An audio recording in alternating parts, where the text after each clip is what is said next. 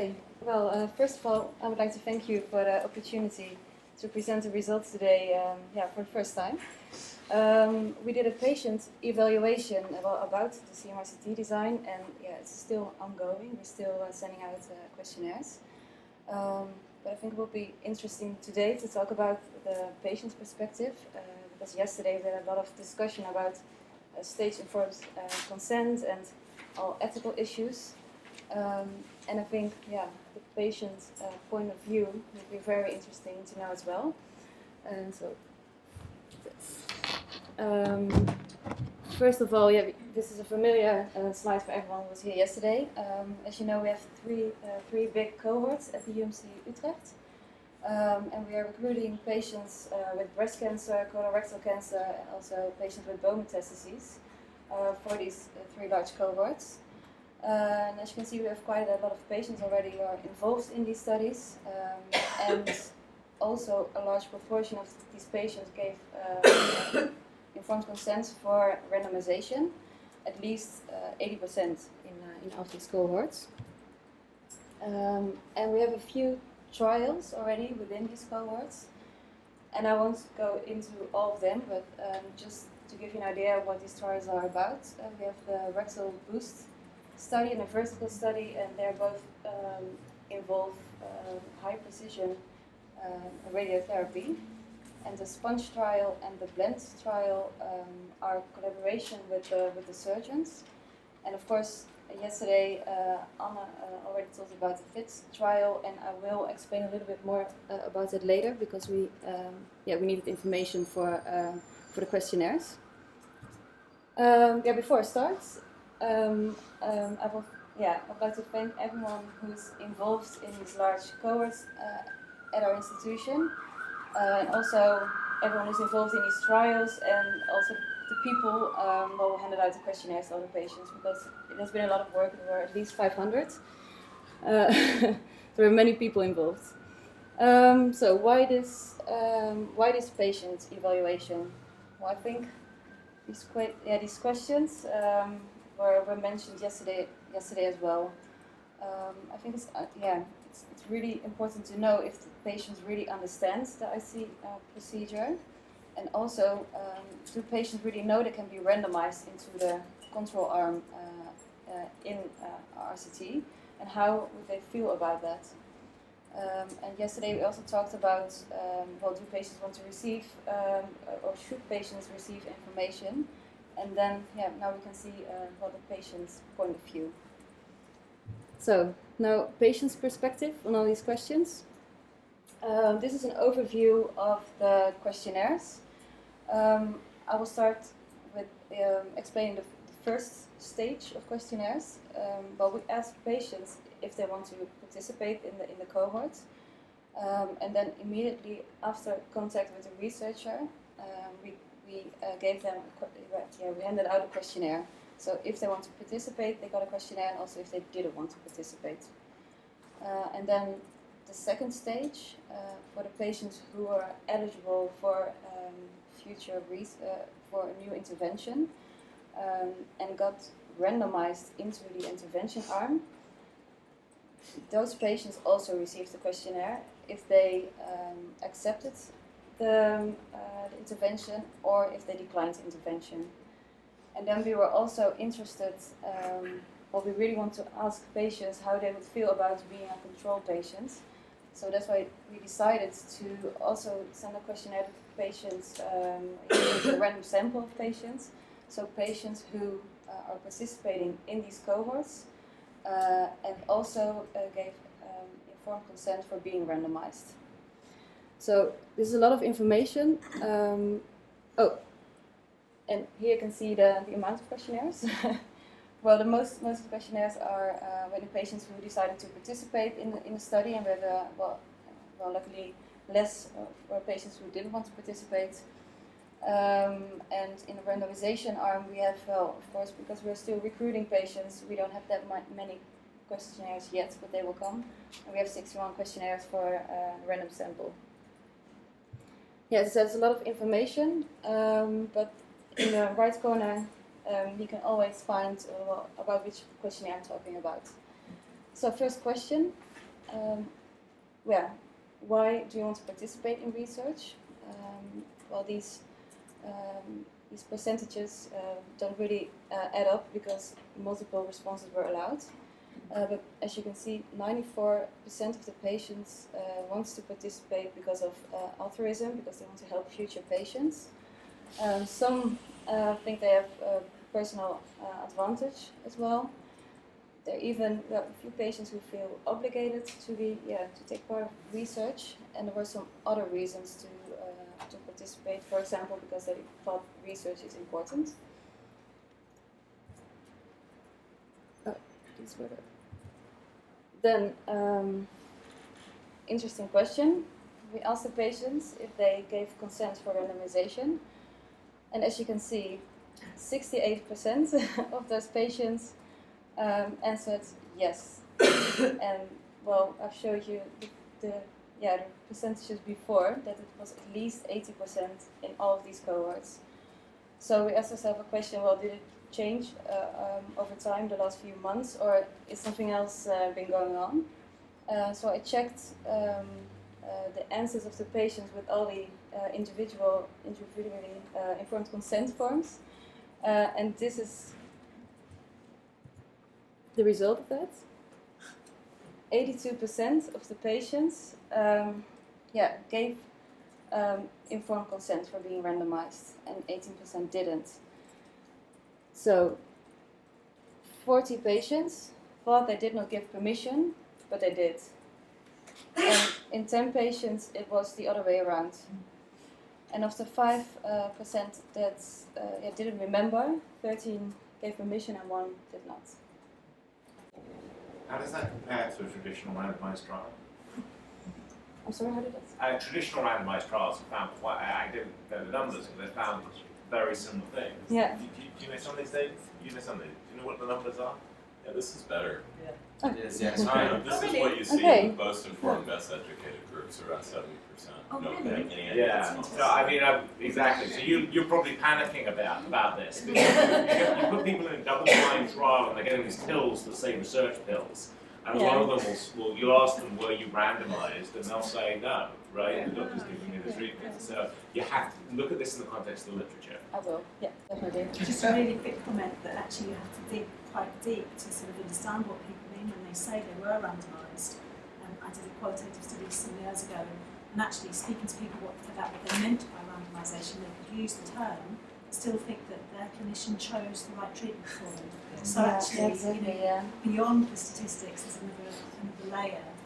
Of course, I understand it really depends on how your question is formulated as well. So we thought about it really thoroughly. So. But it's reassuring, isn't it, to know that this is better than trials.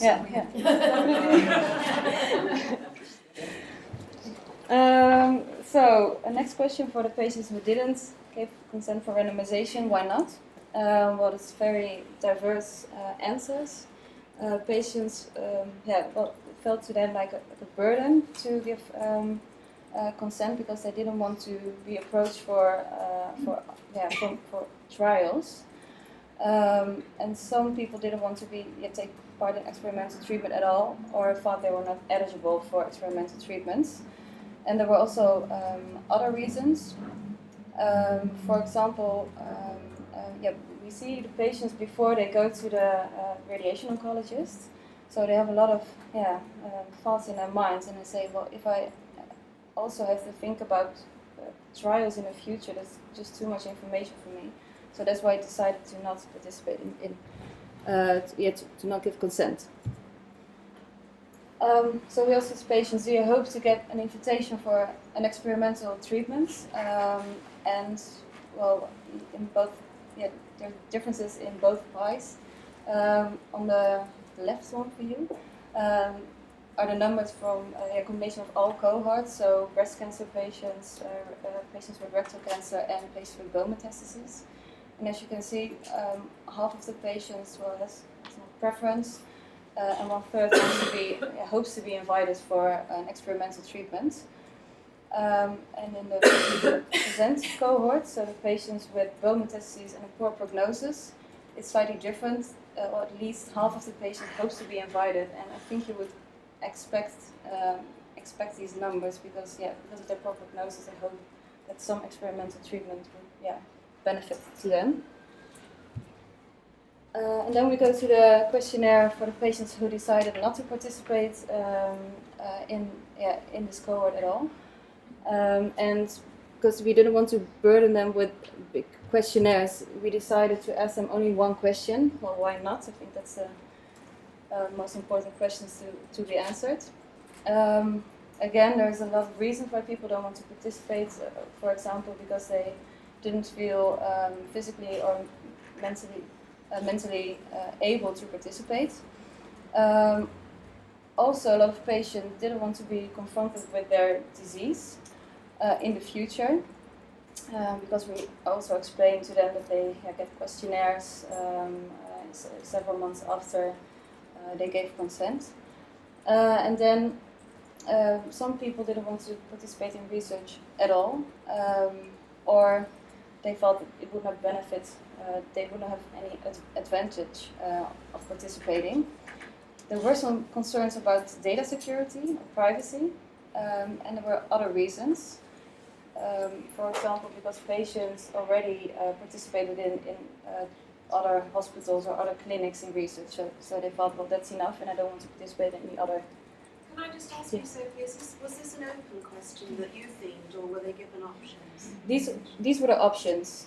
Options. Yes, there were options, and they had the chance to to fill in something else. Yeah, exactly. Yeah, it would also be interesting to if we would have left it completely open, but because there were multiple responses, possible. I think we have a better idea about what they think about, and not only get one reason from each patient.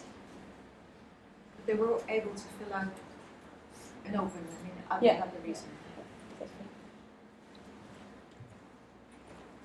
So the second stage, the patients who were eligible for a new treatment and who were allocated to the intervention arm. So we asked the patients who wanted to participate in this intervention, and also the patients who declined, the same questions. First, the FIT trial again. As you can see, the vertical and the boost trial are still recruiting patients, so we don't have that many questionnaires yet. So for this talk, I would like to go into the FIT trial. So can I just, sorry, I understand. No means that they were offered the exercise and they said no to the exercise. Right? So Exactly. these are only the not control group patients. These are Exactly. Right. Exactly. I didn't send any questionnaires, of course, to the control groups because it's not ethical to do that. So shortly about the FIT trial. The FIT trial, Anne already told you everything about it, is an exercise trial in breast cancer patients. And important to remember is that these patients are recruited between 12 until 18 months after their consent to the cohort. So that's why this is the first question we asked them. Do you understand there's an association between your consent for participating in umbrella FIT trial and in umbrella, so the cohort, and the invitation for the FIT trial? And 3/4 of the patients understand that there is an association between that.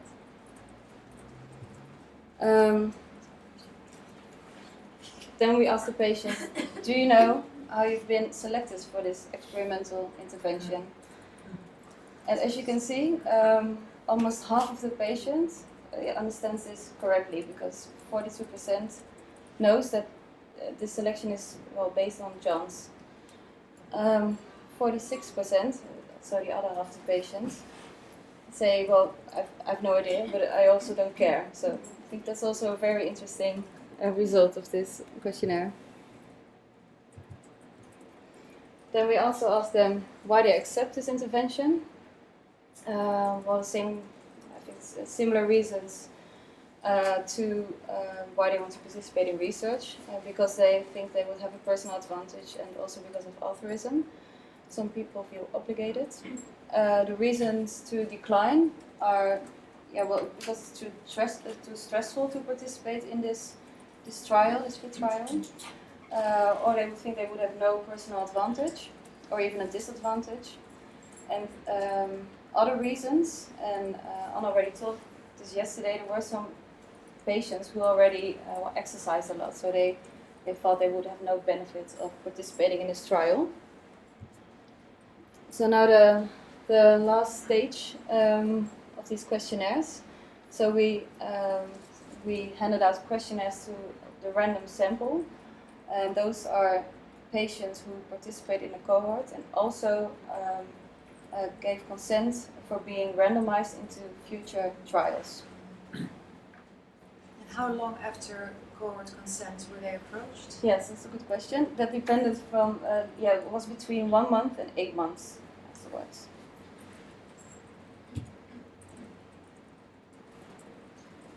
Do you remember whether you gave permission to be invited for future research? Yeah, 40% gives the correct answer, and unfortunately 31% thinks that they remember the decision and that they didn't give permission, but I checked it all and they did.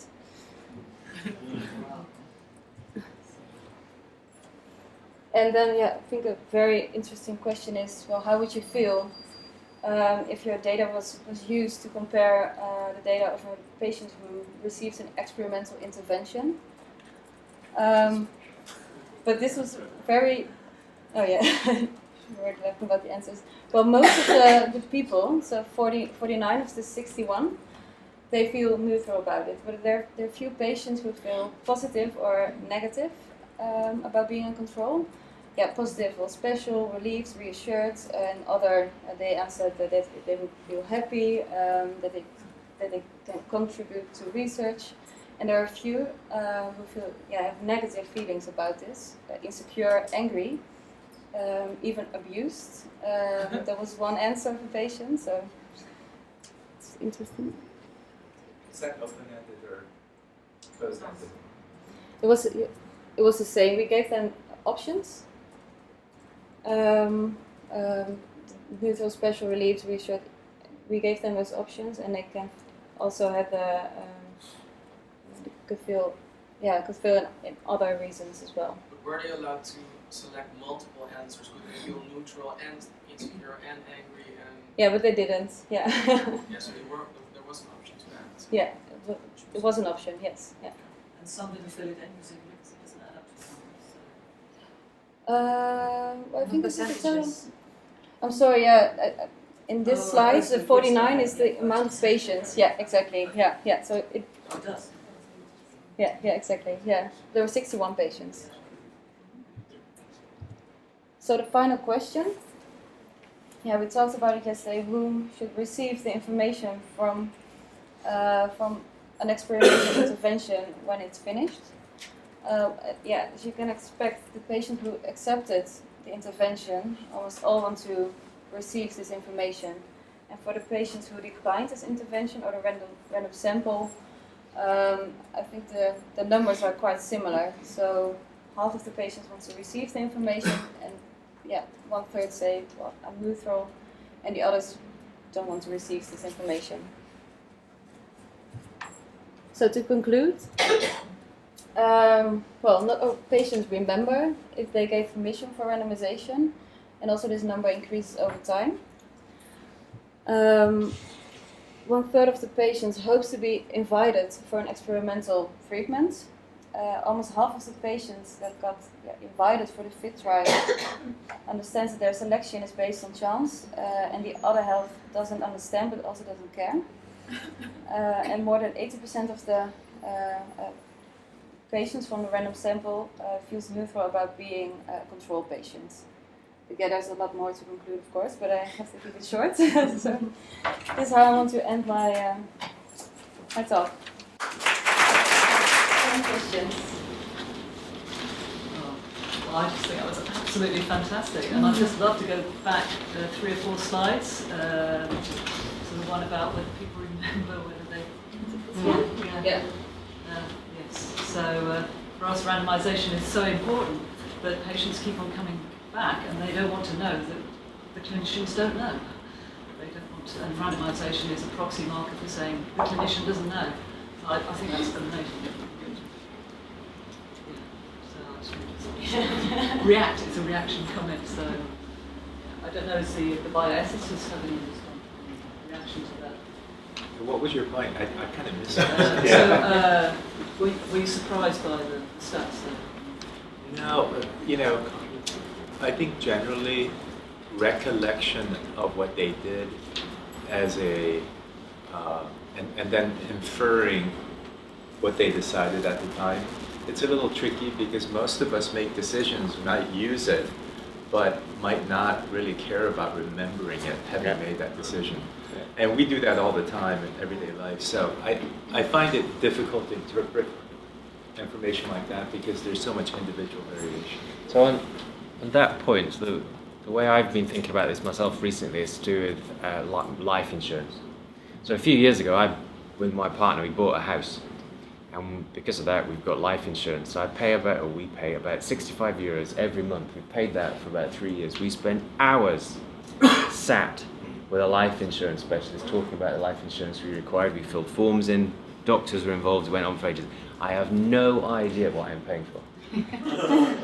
I don't know. I did, but I don't now. But I feel completely comfortable with the decision I've made, although I have no idea what decision I made in any detail. And I think it would be surprising then to believe that in the trial situation, the individuals we randomise will remember all of this detail that we ourselves do not remember in other life situations. I think it's unreasonable to expect that. For this, was that the wording that you asked? Yeah, it was not. I shortened the question. Because there is a little ambiguity there, right? No, of course, yes. We didn't ask them, do you remember? Yeah. What do you gave them? Future research. There's ambiguity in future research because some people might think they're part of this big umbrella. Sorry. They are. Versus, besides this cohort twig setup, did you agree to be contacted with your future? Did you preclude that interpretation? Well, we used exactly the same words as in our informed consent information, so that's what we... But I think we specified that it was within umbrella or within present. Or you did? Yeah. But the result is broadly consistent with what everyone else finds, that, well, if we are lucky enough that people remember that they have actually given consent, they don't remember the individual components of that consent. And that might, well, the positive research done seems to indicate that that is because they make decisions based on a limited number of the things you have told them, the things that are salient and important to them. So it's not strange that they can't remember this, because that might not be one of the reasons that's sort of on which they decided whether or not to consent. Exactly, they want to participate in the cohort and they, for example, didn't remember if they also want to be invited for future trials. Yeah. So. Is it me? Did you consider looking into whether their opinion changed over time? If you ask them again now, if they declined before, and then if you ask them, if you were offered now, would you agree or not to be randomized or whatever? Immediately after contact with the researcher, that they declined to. They didn't want to be invited for future research. And do you mean then that we, a few weeks later, months later, ask them again?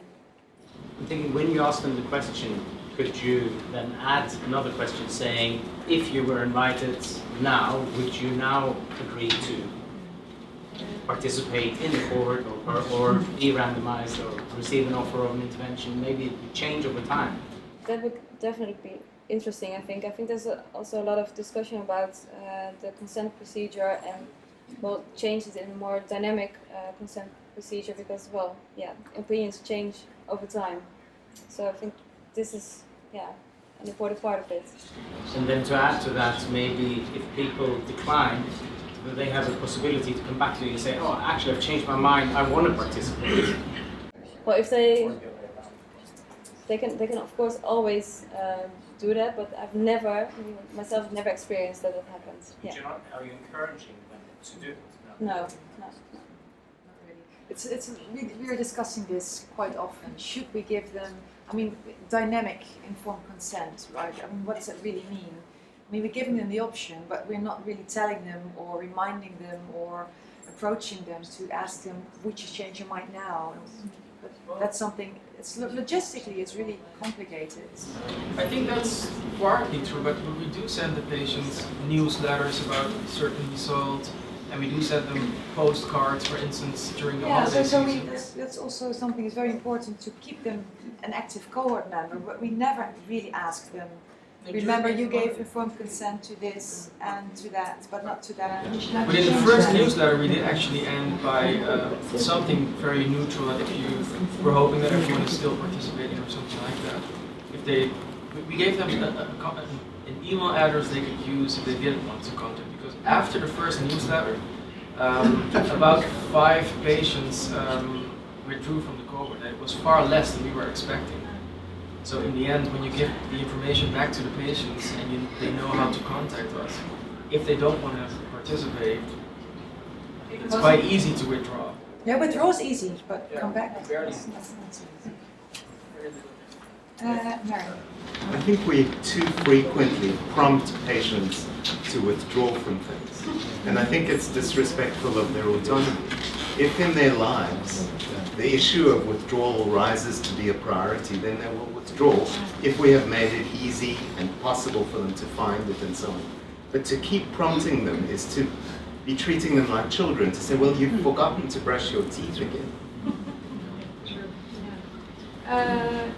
The lady. I was just going to say, I think it's quite complex to expect a patient to remember permission in future research, consent. Really, it's, do you agree to be contacted? And at that point, you remind them of what, because you'll have more detail then as well. Because when you say about future research or intervention, at that point, you're not quite sure. I think one of the presenters said it might be something about physical exercise, it might be. So giving them an idea might increase their participation, but really at that point you just say, will you agree to be contacted? I think we gave them an idea, right? You gave some information about what it would be like. Examples of what types of interventions they could be brought with. Not this question. No. Because, you know, in my head, I mean, intervention is going to be painful, you're going to stick things in me, but actually some of yours are nicer than others, aren't they? Yeah. I was just wondering, like, we tend to use a lot of electronic systems, and is there any value in having their consent and what they previously consented to visible to a patient? And so if they did want to look at that information, is that something that we need to consider, and would that iron out any of the ambiguity around the patients really understand? So you mean when they're, for example, at home, if they can? Yeah, so if they're logging into a system to do an online questionnaire, do we need a page that says you gave consent to this, this and this on this date? And so then if they're not sure, they've got that for reference. It's very interesting, because they have to log on, to fill out a questionnaire, so yeah. But again, it's the life insurance thing, isn't it? It's, you know, and again, the people, when it said, do you know how you were chosen, whether it was by chance or whatever, the half of people who said, no, but I don't know, you know, that's people who made their decision at that time, can't remember what it is, because they're not being reminded of it on a daily basis, but don't really mind anyway. And that's human nature, isn't it? Yeah, exactly. They've made their decision, they trust in that decision at that time, and then it's done. So, you know, put it on their online account, would they go back and look at it? I don't know. But it might also resolve some of the issues around how do we follow up patients, or when do we know that they're not consenting anymore? Is it a non-response? Is it an explicit withdrawal? Yeah, we actually had some patients who we contacted to remind them about their assessments, and they've been asked to pause their participation. So basically not get questionnaires for half a year or until further notice. So we actually built in that feature to be able to do that. And, we set a time when we call them back, and then we ask them, do you want to continue your participation, still be on pause, on hold, or would you like to withdraw at this point? So that's one of the things that we have is like almost like a hybrid between participation and complete withdrawal. The other thing that we found is that some patients do not complete their questionnaires at consecutive moments. So if they miss or skip 4 consecutive assessments, we call them and we ask them whether they still want to continue participation. Basically, if we leave a message, which happens a lot on their voicemail, we tell them if you're not getting back to us within a week, we will withdraw you from the study. So, so that's 2 of the things that we're doing about that. So far it works. There are a couple of patients who called us back and said, I really don't want to be withdrawn, but I just haven't had the time to fill this out, and I will do in the future. There's most of them don't get back to us, and we withdraw them from the study. They get a notification, obviously. That's an interesting situation because I think the real question is who needs to have this authority? Who needs to make this decision? Is it, do we need to give the patients options? Or do we as researchers need to be as active as you guys are pursuing this? Because I can imagine indeed people are on a vacation, they're away for 3 weeks, 4 weeks, all of a sudden they come home and they're withdrawn from the study. No, they won't be just withdrawn like that because they would have missed 4 consecutive assessments. And for each assessment, we send them an email, we call them a week after, 2 weeks after they've received this email. So we're very active at following up. If they never get back to us, at some point it's not practical anymore to keep doing that. Yeah, you that's don't one want of to the randomly reasons. select them for interventions. Right, you can. Yeah, you can in many cases. Yeah, because they're not filling out their questionnaires. So yeah. I think it was Andrew who mentioned that we do need some sense of benchmark when we interpret data like this, because we can't automatically assume that what people are saying is kind of, let me just back up. We really care about these questions. We care about the research. From the subject's perspective, it's just another thing they end up doing. So just as a comparison, I'll give you an example. In end-of-life decision-making, when you ask people about their end-of-life preferences for different scenarios, and you ask them every 6 months, up to 2 years, there's been multiple studies, and on average, about 20 to 40% of the people change their minds about what their end-of-life scenario decision should be like. Not only that, often they don't remember they changed their minds about it.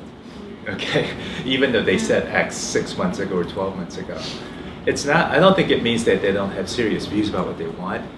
It's just that we can't assume when we do our bioethics research and ask them that they're taking it as so important as we're taking it. So it could be that substantial percentage of people might say,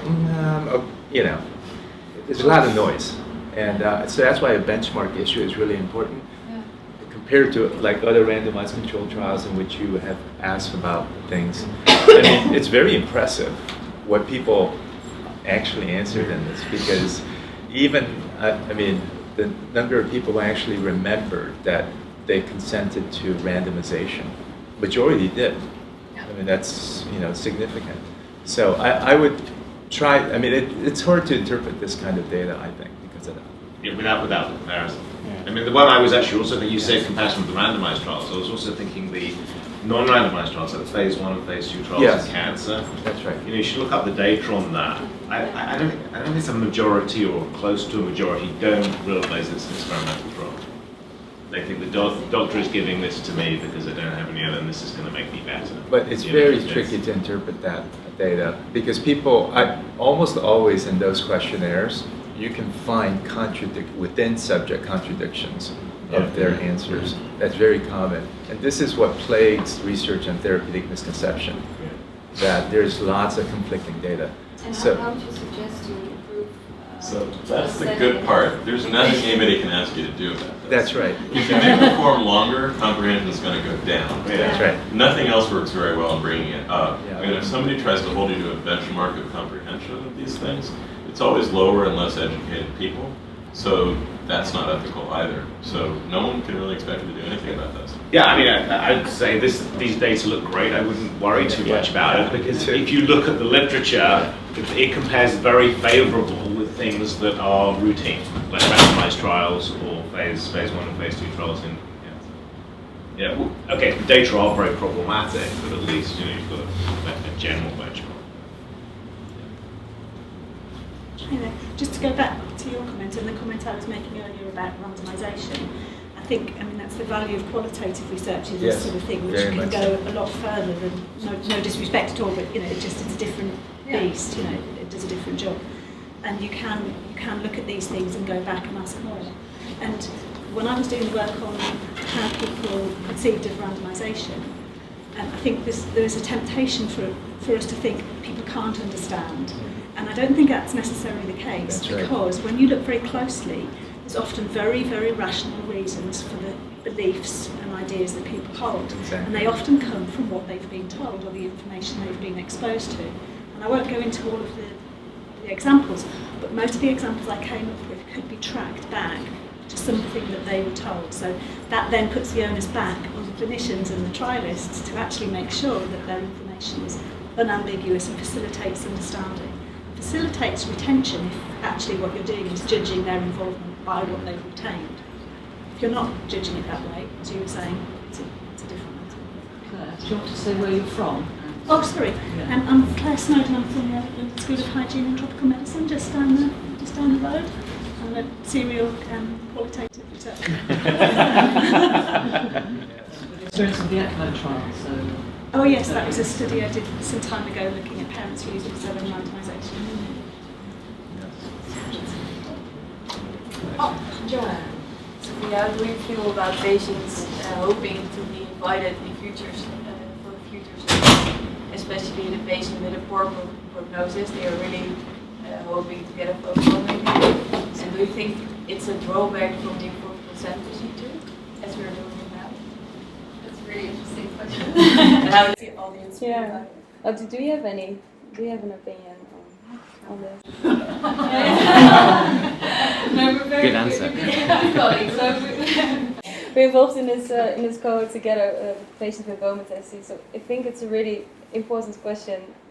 Yeah, because we when we talk to them while doing the conversation about the research, we always ask them, well, do you want to participate in, or do you want to be invited for trials? And they are really interested, what kind of trials? And is it possible that they, well, not cure, but are there better possibilities for me? And I want to participate in anything, in everything that you can give to me. So, I think it's. Well, at first I didn't think of it as a drawback for more informed consent procedure. But after seeing your data, I think it might be a drawback. And now I'm thinking about it, how ethical that part of it is. So I think this is really interesting, and you have to think about it. On the other hand, they do give back some information by just providing their data. So they might not have it. The part where they want their advantage, that's of course the part that's their chance will decide. But on the other hand, they might feel also slightly better by just giving back something to the community. The altruism part, you saw in the answers that both options were very important to the patients, both altruism and personal advantage. Yes, that their disease has some purpose. Yeah. Can I add one slide to give you an example of a patient's drawing? Okay, that was brilliant. This is the husband of a patient who really wanted to understand completely how this design worked. So I told him a few times, and then he started drawing. I said, I don't understand, and I have to see this on paper. So he drew this, and it is perfect. He understood it completely. But I think it's very interesting that it's a patient-centered procedure for consent. But if you see this, it's really complicated for everyone to understand. But unfortunately, some people do. So we want to end this.